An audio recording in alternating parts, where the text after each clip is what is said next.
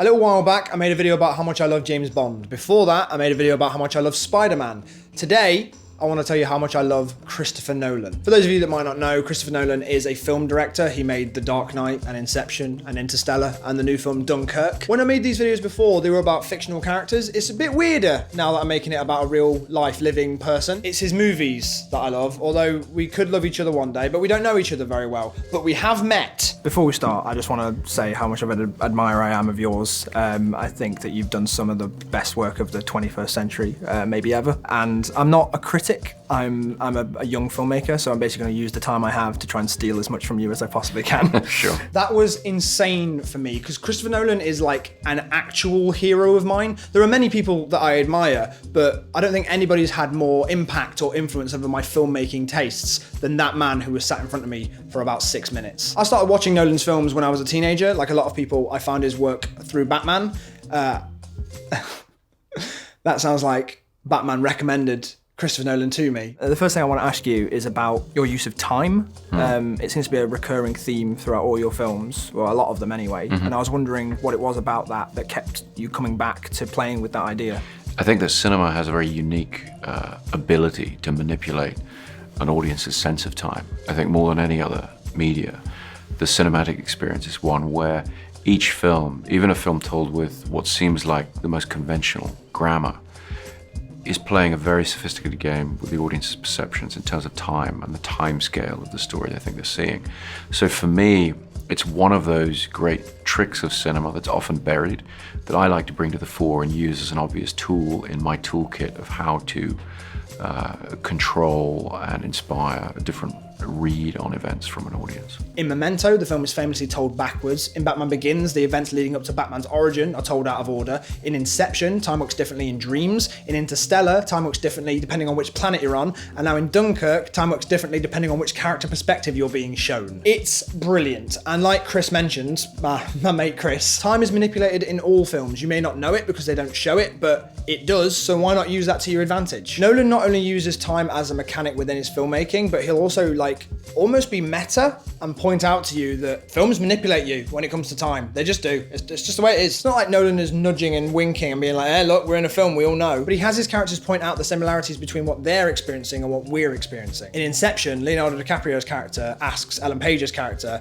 how they got there in a scene. When films cut from scene to scene, we don't really question how a character got from one place to another. We just accept that that's the language of film. So when Ariadne, Ellen Page's character, is asked that question, he's also asking us that question, and we're both baffled. We don't know how to answer it. And it works for her character because she's learning and becoming aware of the rules of dreams, whilst the rules of cinema are being pointed out to us, and our expectations are being played with. However, I will say that bringing our attention to that sort of stuff doesn't always work in his favor, because now we're aware of it, we're more intelligent as an audience. So in The Dark Knight Rises, when Bruce Wayne climbs out of a pit, but then he ends up in Gotham City a scene later, we're like, that doesn't make sense.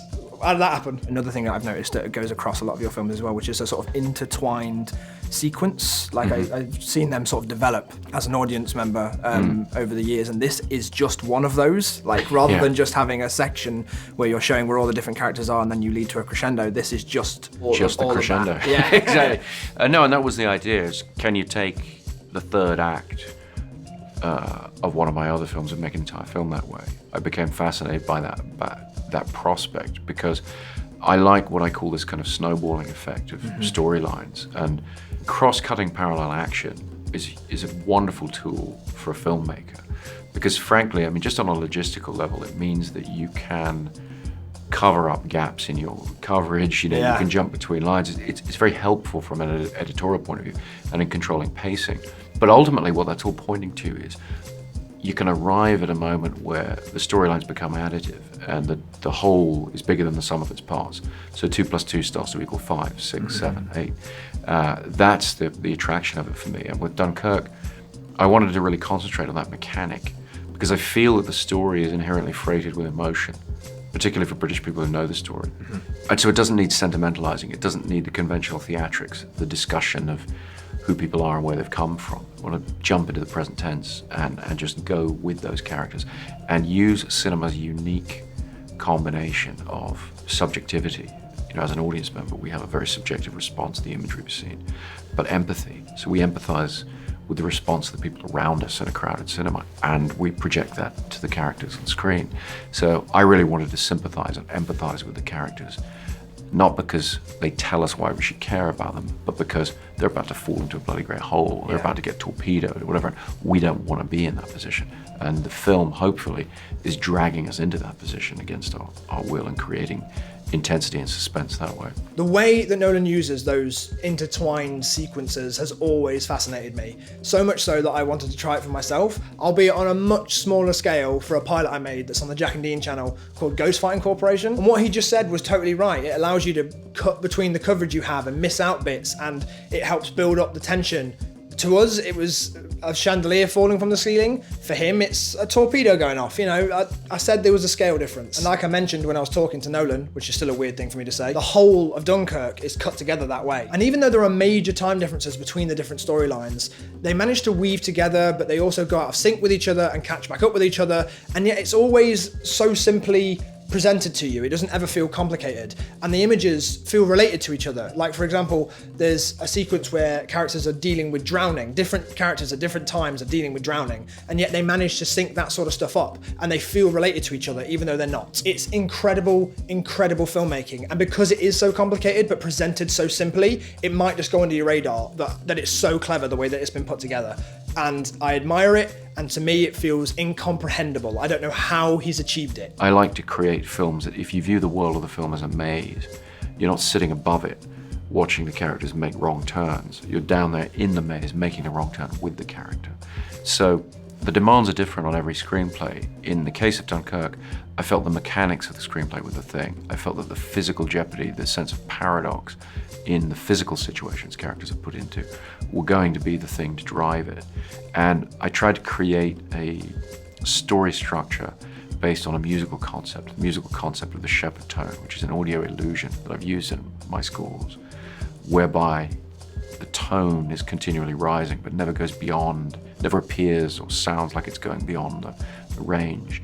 It's a sort of corkscrewing effect. And the way in which I braided together the three storylines that make up Dunkirk is in such a way that you get a sense of continuing rise in intensity, a continuing acceleration. And we really wanted to try and push it as far as we could. And so I decided to write a very stripped down screenplay with very little dialogue. I heard it was only 75 pages. 76. 76 pages. So about half the usual length of certainly the first drafts of my screenplays. And I did that because I needed the imagery to breathe at certain points, so I didn't want to overload the running time. But I also did it because I wanted to tell the story using the language of suspense. And to me, that's the most cinematic of languages, which is why I think Hitchcock, for example, has always been one of the greatest directors and has always held up as that. Removing the element of dialogue, when you're looking at a suspense story, it really pushes you to create visual representations of suspense that are clear to the audience. And so, as a discipline, I found it really inspiring, actually. I'm going to make a bold statement now. It's way too early to be talking about this, but I'm going to do it anyway. I think Christopher Nolan is going to win Best Director across the board for this film at all award ceremonies. I know there's like 6 more months of films to come out after this, but it reminds me of when Alfonso Cuarón made Gravity. It's an experience film, and I don't feel like anybody else could have made it. It's like such an achievement. But I hope you've got something out of this. I certainly did. It was such valuable time for me, and I hope you go see Dunkirk. I really, really hope you do, and make sure you see it in IMAX if you can. It deserves that. And if you can't see it in IMAX, sit really close to the cinema and tell them to turn it up loud. Thank you very much for your time. That's all I have for you today. Thank you. I really appreciate it.